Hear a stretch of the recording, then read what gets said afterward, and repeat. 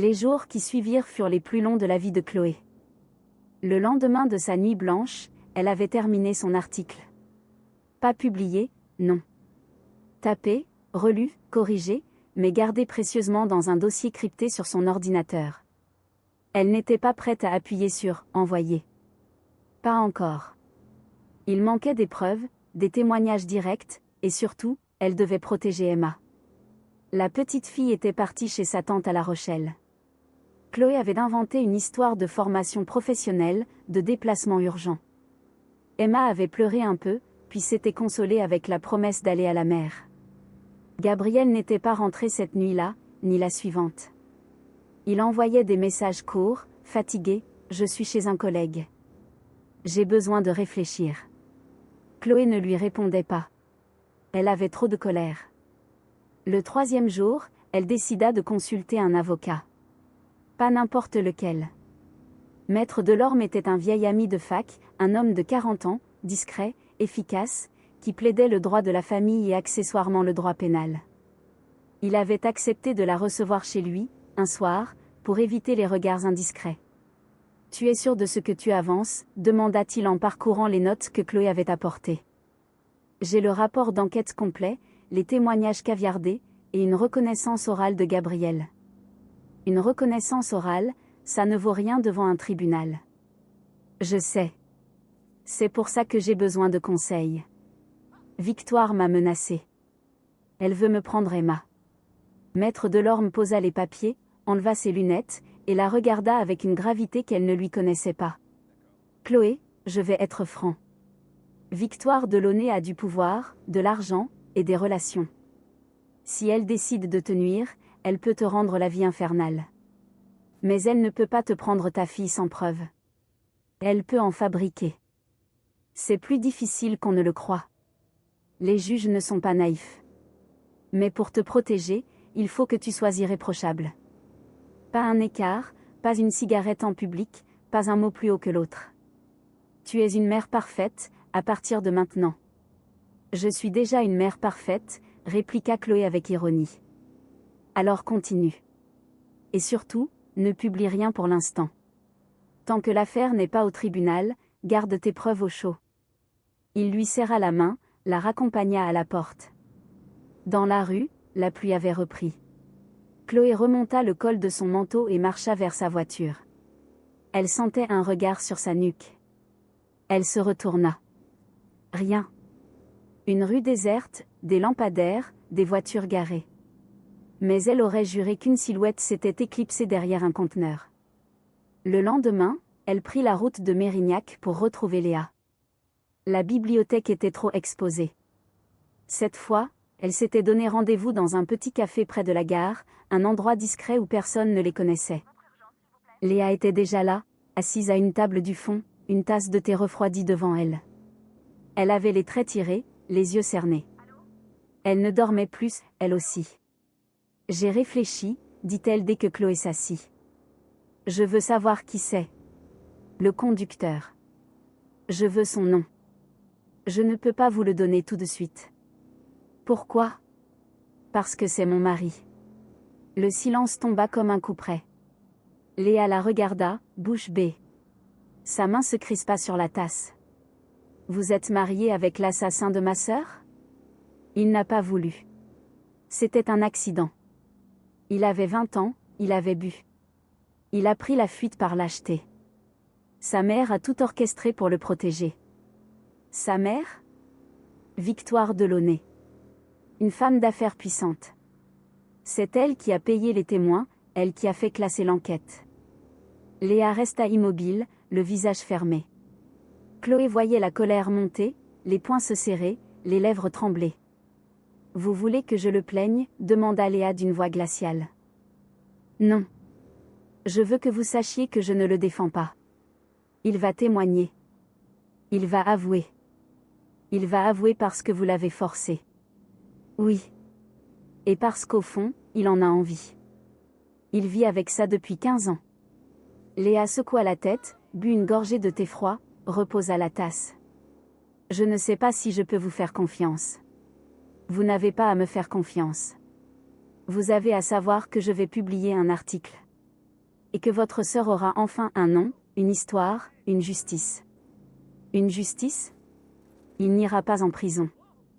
Prescription, témoignages achetés, avocat payé. Il ne va rien lui arriver. Peut-être. Mais tout le monde saura. Il vivra avec ça, lui et sa mère. Et vous, vous pourrez aller sur sa tombe et lui dire que vous avez gagné. Léa pleura. Pas de sanglots, non. Des larmes silencieuses qui coulaient le long de ses joues, qu'elle n'essuyait même pas. Je veux le voir, dit-elle. Le conducteur. Votre mari. Je veux le regarder dans les yeux. Je vais lui demander. Vous faites ça, et après, je témoigne. Devant qui vous voudrez. Même devant la télé. Elles se séparèrent sur cette promesse. Chloé regagna sa voiture. Son téléphone vibra. Un message de Gabriel, je rentre ce soir. On doit parler. Elle le trouva dans l'appartement, assis sur le canapé, les mains vides. Il avait maigri en quelques jours. Son regard était celui d'un homme qui a traversé quelque chose, mais qui n'est pas encore arrivé de l'autre côté. J'ai parlé à un avocat, dit-il sans préambule. Je veux me constituer partie civile. Je veux avouer. Tu vas en prison? Peut-être. Peut-être pas. Mais je vais le faire. Et ta mère? Elle ne peut rien contre moi. Je suis majeure, je suis responsable. Et je ne veux plus qu'elle me protège. Chloé s'assit à côté de lui. Elle ne le toucha pas. Il y avait trop de distance entre eux, trop de mensonges, trop de silence. Léa veut te voir, dit-elle. La sœur? Oui. Gabriel ferma les yeux, inspira profondément. Je suis d'accord. Le rendez-vous fut fixé 3 jours plus tard, dans un jardin public, un lieu neutre. Chloé serait présente. Pas comme journaliste, comme témoin. Victoire, elle, n'avait pas perdu de temps. Le détective privé qu'elle avait engagé suivait Chloé depuis une semaine. Il avait filmé la réunion au café, les larmes de Léa, la sortie de la voiture. Il avait filmé Chloé fumant une cigarette sur le balcon de son appartement, Emma courant vers la rue sans que sa mère la rattrape, une dispute avec Gabriel dans le parking souterrain. Des images anodines, montées pour paraître graves. Une cigarette, c'était une mère qui néglige sa santé, donc sa fille. Une enfant qui court vers la rue, c'était une mère qui ne surveille pas. Une dispute, c'était un couple en crise, donc un environnement instable. Victoire envoya le dossier complet au juge des affaires familiales. Elle ajouta une lettre, rédigée par son avocat, Maître Vasseur. Madame la juge, je me permets d'attirer votre attention sur la situation dangereuse que vit ma petite fille Emma. Sa mère, Chloé Marshall, est une journaliste instable, obsédée par des enquêtes personnelles qui la rendent négligente. Son père, mon fils Gabriel, est actuellement en pleine dépression et ne peut assumer son rôle. Je demande la garde provisoire d'Emma, dans l'intérêt de l'enfant. La convocation arriva le lendemain. Chloé ouvrit l'enveloppe en tremblant. Une audience était fixée dans 10 jours. En attendant, une mesure provisoire plaçait Emma sous la garde alternée de Victoire et de son père. Chloé ne pouvait voir sa fille que 2 heures par jour, en présence d'un tiers. Elle appela Gabriel, hurla presque. « Tu savais? Tu étais au courant? » « Non, je te jure. Ma mère ne m'a rien dit. Elle a fait ça dans mon dos. »« Dans ton dos? » Gabriel, elle a demandé la garde pour elle-même, pas pour toi. Tu es juste un prétexte. Je vais voir mon avocat. Je vais m'opposer. Ça ne sert à rien. Elle a déjà gagné. Emma va vivre chez elle. Elle raccrocha, effondrée. 10 jours. Elle avait 10 jours pour rassembler des preuves, pour convaincre le juge que Victoire était une manipulatrice, pour prouver que les images du détective étaient truquées. 10 jours, c'était trop court, et trop long à la fois. Elle appela Léa. Il faut avancer. Je n'ai plus le temps.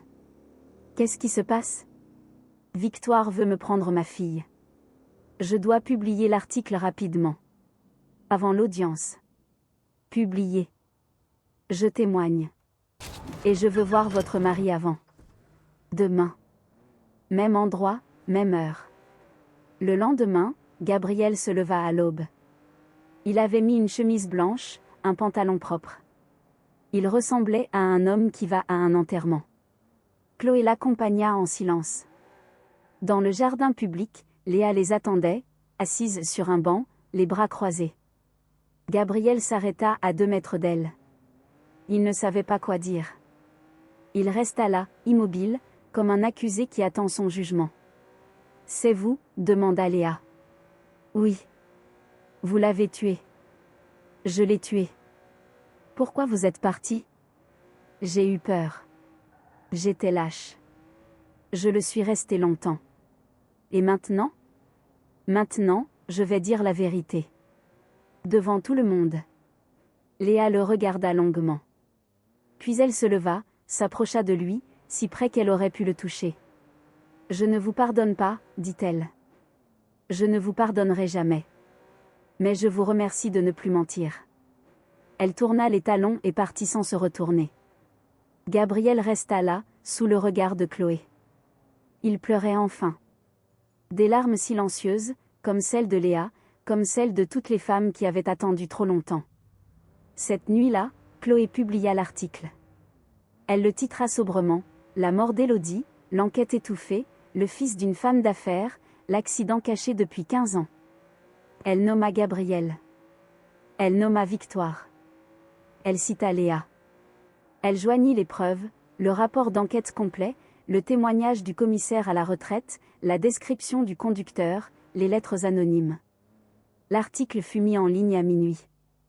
À 1h du matin, il avait été partagé 300 fois. À 2h, 1000 fois. À 6h, les chaînes d'information locales en parlaient. À 9h, le standard de « La Plume » explosait. Marc, le rédacteur en chef, appela Chloé, paniquée. « Tu es consciente de ce que tu as fait ? » ?»« Tout à fait. Victoire Delaunay va te poursuivre en diffamation. » »« Elle peut essayer. J'ai des preuves. » »« Et ta fille ? Tu as pensé à Emma ? » ?»« J'ai pensé à elle toute la nuit. C'est pour elle que je l'ai fait. Pour qu'elle sache un jour que sa mère n'a pas reculé. » Marc soupira, raccrocha. Chloé resta seule dans son appartement vide. Gabriel était parti chez son avocat. Emma était chez Victoire. La maison était silencieuse, mais son téléphone n'arrêtait pas de vibrer. Des messages de soutien, des insultes, des menaces. Elle en ignora la plupart. Un message, pourtant, retint son attention. C'était un numéro inconnu. Le texte était court, « Je sais où tu habites. Je sais où va ta fille à l'école. Recule. » Elle ne recula pas. Elle prit une photo de l'écran, l'envoya à son avocat, puis rangea le téléphone. L'audience approchait. Victoire, prise au piège médiatique, avait changé de stratégie. Elle n'osait plus demander la garde complète d'Emma, de peur d'attirer les projecteurs. Mais elle maintenait sa demande de garde alternée, avec elle comme référent principal. Le juge, influencé par le scandale, avait reporté l'audience à une date ultérieure. Emma restait chez Victoire en attendant. Chloé n'avait plus le droit de voir sa fille sans surveillance. Elle venait tous les jours à l'heure dite, restait 2 heures, repartait. Emma ne comprenait pas pourquoi elle ne pouvait pas rentrer à la maison. Elle pleurait, appelait son père, puis sa mère. Victoire souriait, affectueuse, comme une grand-mère modèle.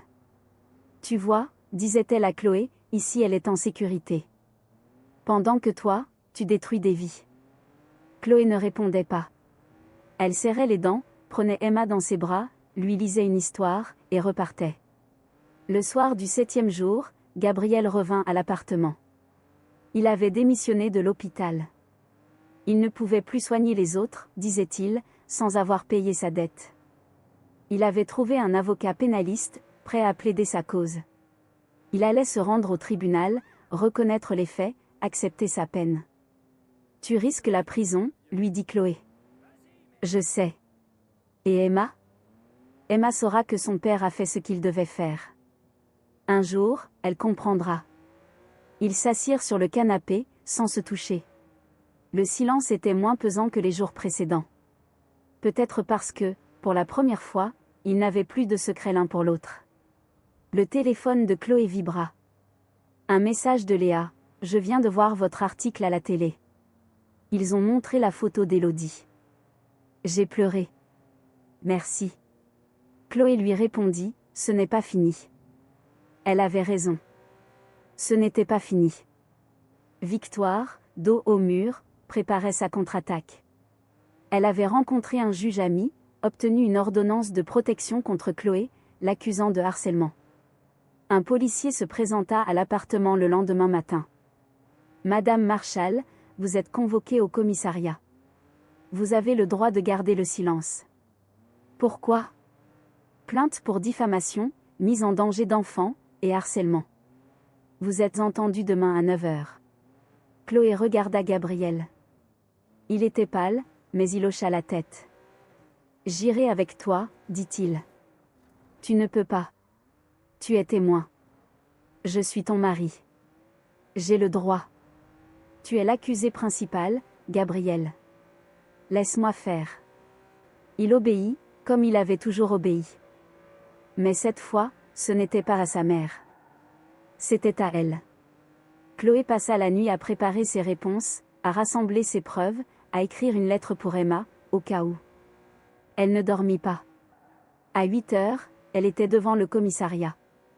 L'audition dura 3 heures. Victoire avait fourni des attestations, des témoignages, des enregistrements. Mais Chloé avait mieux, le rapport d'enquête, les témoignages anonymes, la lettre de menace que Victoire lui avait envoyée, et surtout, le message du détective privé, qu'elle avait fait authentifier par un expert. Ce détective, dit-elle au policier, a été payé par Victoire Delaunay pour me filmer. Il a monté de toutes pièces des preuves de négligence. Voici son relevé bancaire. Le policier prit le document, l'étudia. Son visage changea. Je vais transmettre au procureur, dit-il. Transmettez. Et dites-lui que j'attends des excuses publiques. Elle sortit du commissariat libre, mais pas victorieuse. La bataille était loin d'être gagnée.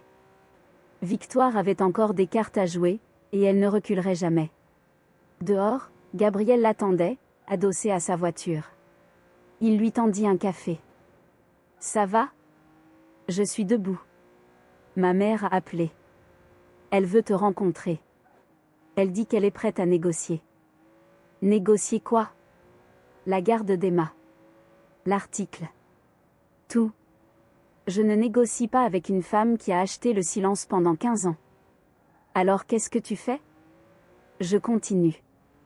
Jusqu'au bout. Gabriel baissa la tête. Il savait qu'il ne pourrait pas l'arrêter. Peut-être qu'il ne le voulait même pas. Ils rentrèrent ensemble. La nuit tombait sur Bordeaux. Dans le rétroviseur, Chloé vit une voiture noire qui les suivait. Elle accéléra, prit une rue transversale, la sema. Le cœur battant, elle comprit que Victoire ne se contenterait plus de menaces. Elle allait passer à l'action. Le téléphone vibra. Un message, encore. Dernier avertissement. Chloé ne répondit pas. Elle gara la voiture, monta dans l'appartement, ferma la porte à double tour. Puis elle s'assit devant son ordinateur et se remit à écrire. Le deuxième article était déjà en tête. Il parlerait de la tentative de corruption du commissaire, des comptes bancaires de Victoire, des juges qu'elle avait approchés. Elle le publierait demain, quoi qu'il arrive. Cette nuit-là, Emma rêva de sa mère. Elle ne le savait pas, mais Chloé, de l'autre côté de la ville, souriait en pensant à elle. La guerre ne faisait que commencer.